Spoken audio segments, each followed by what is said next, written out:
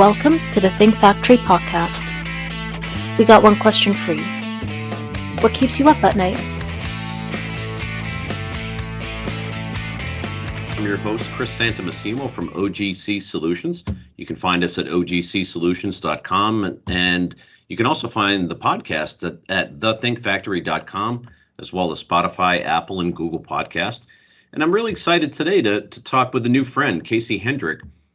Casey is the COO, or the Chief Operating Officer at United Direct Solutions. So welcome to the podcast, Casey. Thanks for having me on, Chris.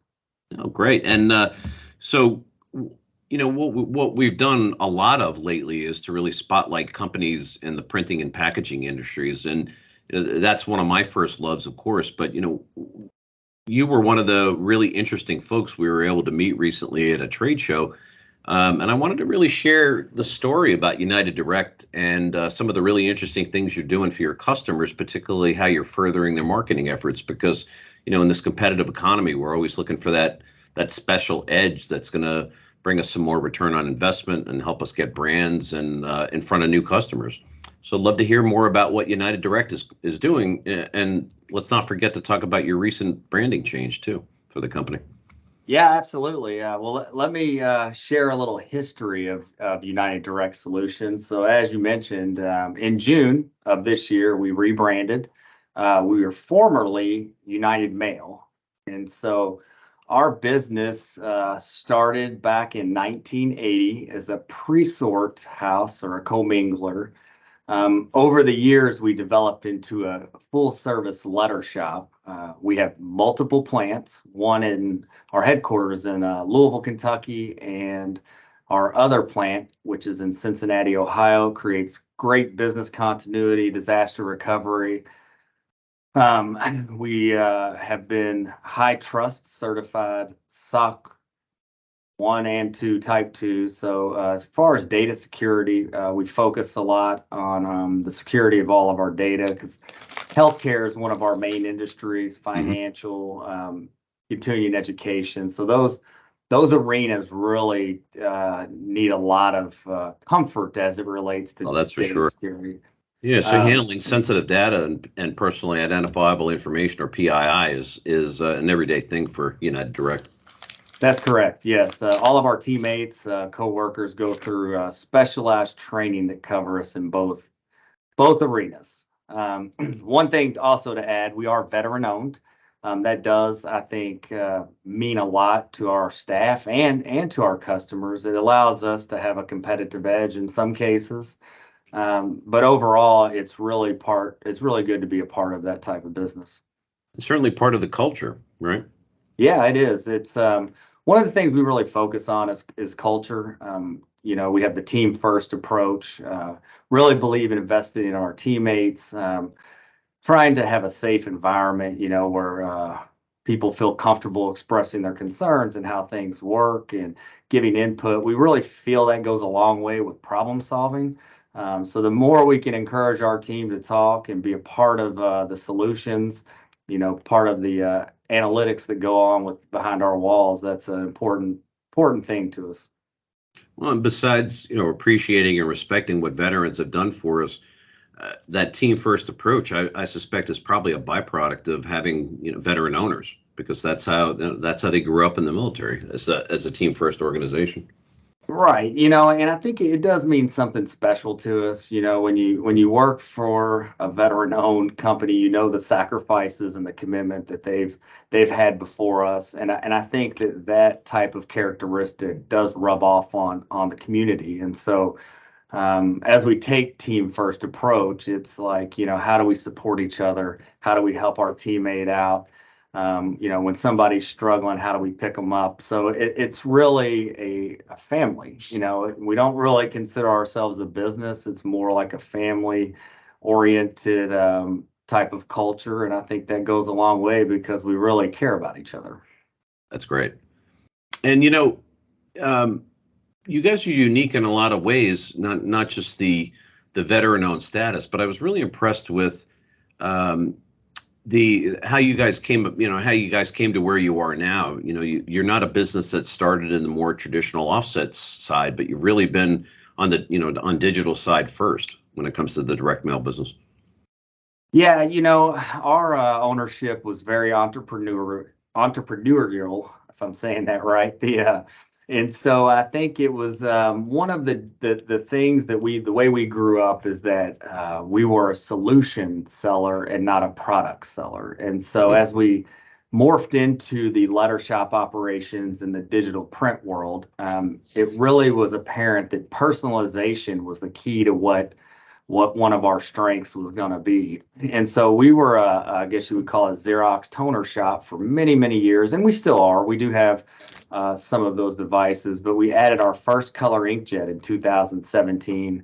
And then this past year, we added our first web continuous inkjet. And so from there, we've been able to add another Canon IX, which allows us to print on coated stock. So when you're looking at the capabilities, there's really not anything that we can't print. And if there's a need for offset, we have a great partnership with a trade printer that helps us out. So we really have all those bases covered as it relates to print. Right. So really, then rather than making a conversion from offset to digital, you guys were digital first. But I always say too, I always think there's going to be a place for offset, especially when those long run jobs. So having that capability really kind of fills out your portfolio. Yeah, I feel like there's been more of a market shift lately. And so, I think there will always be a place for offset based on what those products are. But I think today's customers getting a lot smarter with, how they manage just-in-time printing, change management. You can eliminate inventory where you don't have cash on the shelf, And so I think when you look at all the advantages that inkjet brings to our customers, it's really important to understand the whole kit and caboodle, because although you might be able to print 4 million cheaper than on a offset press than a digital press, how often does that get thrown away? How fast is it outdated? Is it a one-time mailing? And so the enhancements of the continuous web inkjet have come a long way. Price points aren't that far off these days, and I would only imagine that that'll just continue to improve. Right. And it makes you a lot more flexible in terms of short runs, customization. And as you say, if you got to make a change halfway through, you've got the ability to do that pretty easily, which is nice.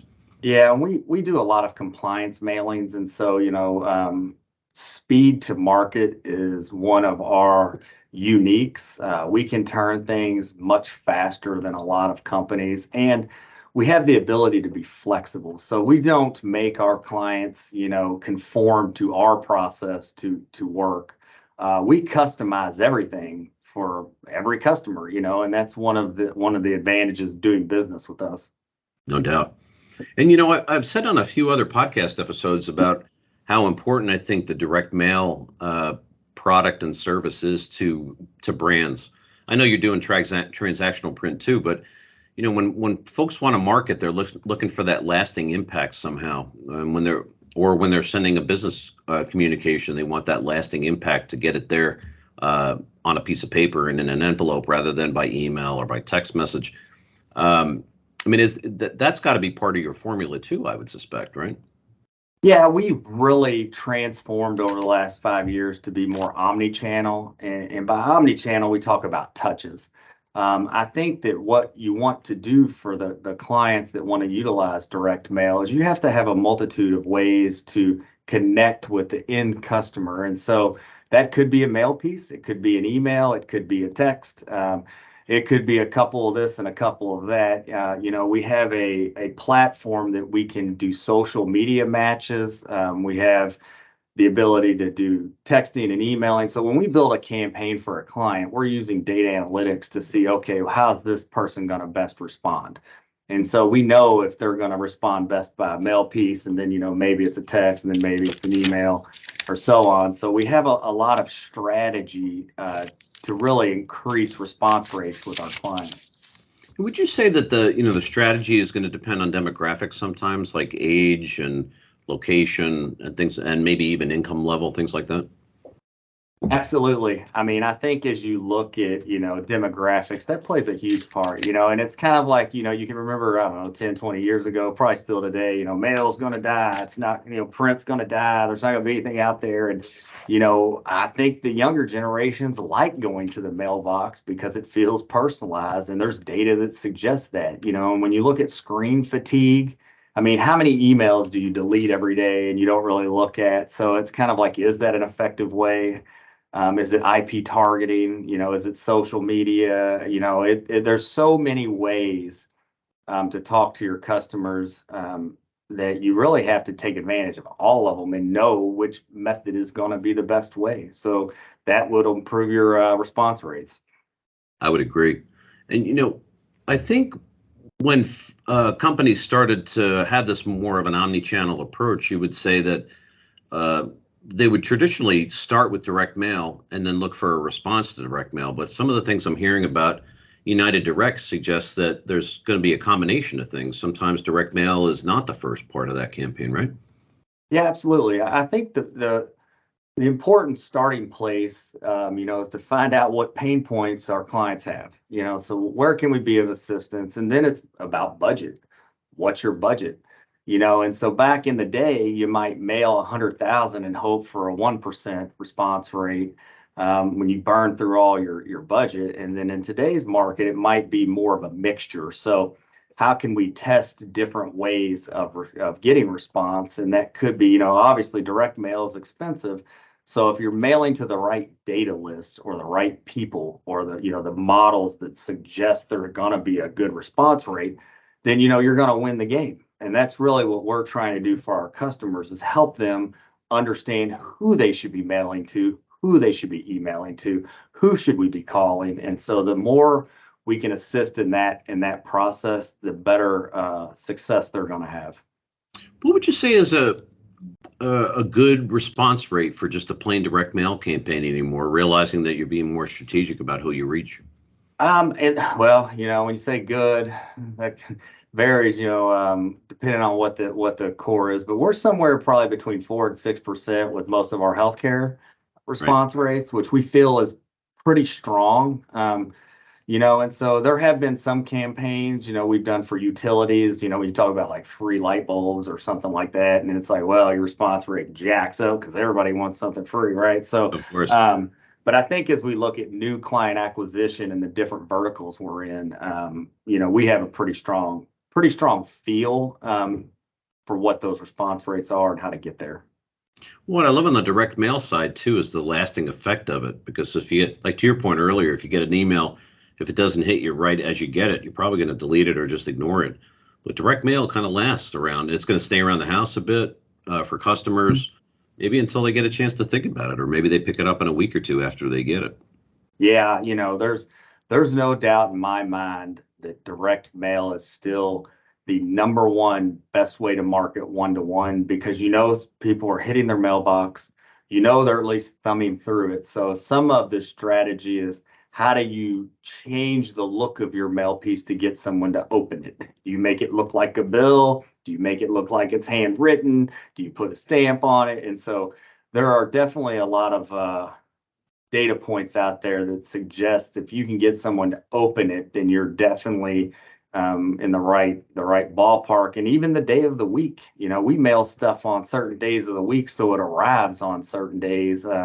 They say like you don't want anything showing up on Friday because most people for the weekend, and to your point, maybe it goes on the kitchen table till Monday, but at the same time, you can strategize around deliveries. That's true. And on the omni-channel side too, what have you seen change or evolve in the last couple of years? What's sort of new out there that you folks are doing that, customers or potential customers ought to know about?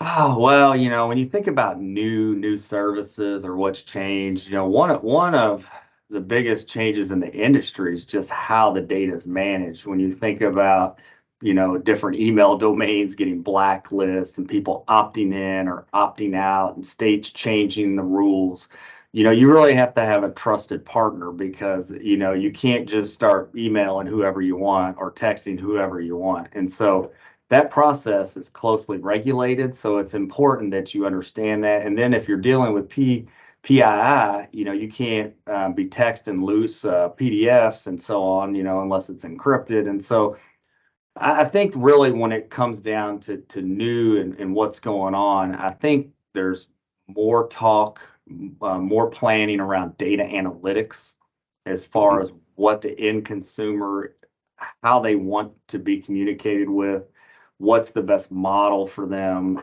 and then really just data security. Because as you start emailing and talking to different groups, it only takes a little bit of one problem to create a huge fine, a lot of liability. And so I would only imagine that, the way that the rules and regulations have changed over the last 5 years, it's only going to be times 10 moving forward. Yeah, I mean, being careful, number one, is job number one, I think. Right. Making sure that you're using the right data sets and contacting only the right people. It sounds like you really have a grasp of what those rules are and how you can operate successfully and safely within them. Yeah, we've partnered with several data companies, and over the years, our expertise and what data to pull, who's going to buy that, how we're going to shop there, et cetera. That adds a lot of value, because sometimes, believe it or not, the end customer doesn't really know, or they have all this data, but they don't really know how to mine it. Or they can't really put their thumb on what's effective, because data collection at the end for success, like, well, we mailed 10,000, we had 50 people sign up. Is that a direct result of the mailer? Is some of that organic? What's going on? Well, if you know that your customer model looks like this, and you can pick those folks out and strategically mail to more people that look like that, it's going to increase your ROI. And so sometimes customers just need a partner to kind of work through that with them. We traditionally, years ago, were more of an execution company, like bring it to us and we'll get it done. Well, now, over the past couple of years, we've transformed to more of a consulting type partnership where it's like, hey, why don't you tell us what's going on? Let's help you solve that problem. And when people open the doors, then our teams that really understand how these models work, how the transactions take place, can really help benefit the end customer or client. Well, apropos to your new name, right? United Direct Solutions, right? You're gonna take them really from the beginning of the path all the way to the end until the thing is mailed.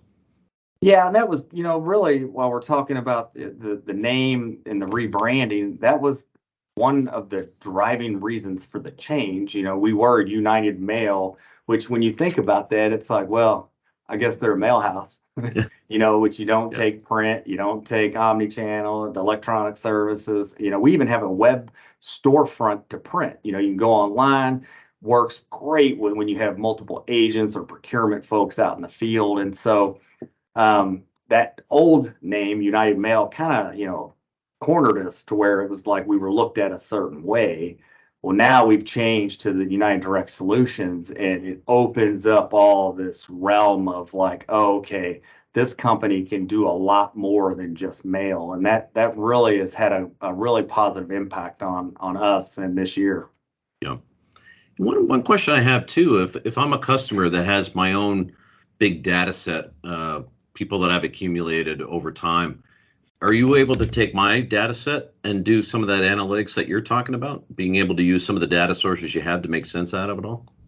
Absolutely. I think that happens, pretty often, because we want to take, existing data models, new models, find that, you kind of merge them together, with the data scientist that looks at these things. And so, yeah, I mean, we do take existing data all the time and look at it differently, mine it differently, help the customer understand what's going on there. That's super important. Yeah, because, at the end of the day, if you've got people that have already signed up to be contacted by you, you got a little bit more of a fertile data set. But if you can make better sense out of it, all the better, for sure. Yeah, and it helps us grow, just like I would think, the world's evolving. industries change. We want to stay ahead of the game. We don't necessarily want to be a guinea pig, but we want to be early adopters of what we're doing. And one of the things we focus on at United Direct Solutions is continuous improvement. And that's not just, in the print shop, that is everywhere. So the more we understand about what's going on in the market, what's changing, technologies, we're only going to be stronger and be able to help our customers more. Fantastic. And speaking of that, in terms of improvement and evolution, what do you see coming up for 2024 that, might be important to customers, or some things that you're going to think about expanding into for 2024? Oh, well, there's a number of things that we, talk about. Our annual planning offsite meetings in January. So, I think as we look more into 2024, it's more about automation for us. How do we automate? How do we do things faster? How do we do things with less risk? And that does, when you're talking about human risk or, human element, how do we solve for that? So we are ISO certified. So we do have a quality management system that we keep to.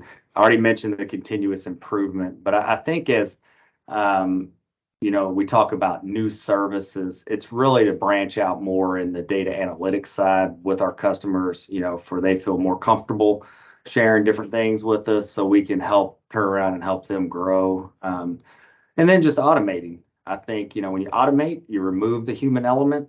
And so that's a main priority for us, is really staying engaged with the technology that's out there. AI, when you talk about AI, there's a lot that goes along with that. You have to talk about policy, you got to talk about ethics, you got to talk about, is it self-contained, is it out in the world? And so we're really going to be focusing on those types of enhancements next year and how we can utilize those technologies for our clients.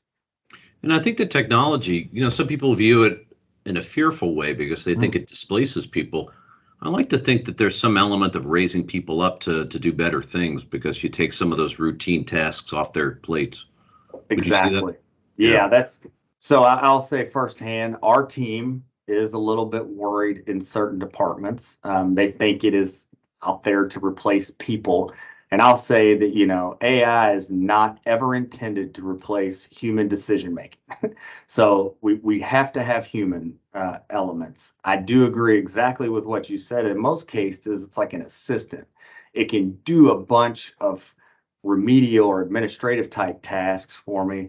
But when you think about even like business writing, you can write something, it'll rewrite it, it makes it professional, it can give you some ideas. So even if you're just using it for enhancing your own skill set or knowledge base, it's super important.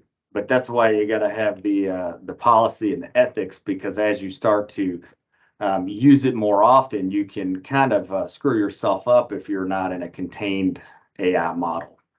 Yeah, plus you need to know what you're looking at. To your point about not replacing humans, if you don't have a human that can, come to the table with knowledge and understand, is it a good job? Did AI do the right thing or the wrong thing? If you just assume it's right, I think you're going to make a mistake quite often, just because the AI is not where it needs to be able to do that.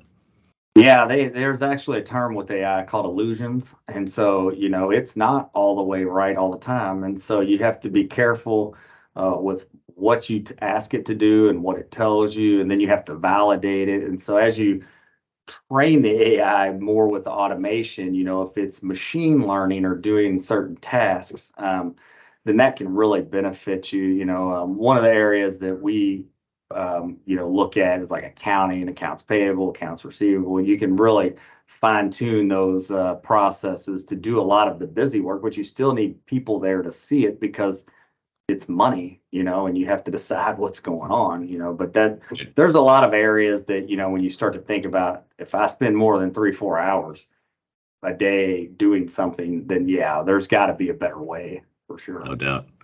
Well, that's a great attitude going into 2024, because it looks like you guys are set up not only for a good year in 23, but hopefully even growing faster in 24. Yeah, one of the exciting things about what's going on in our business today is we're growing.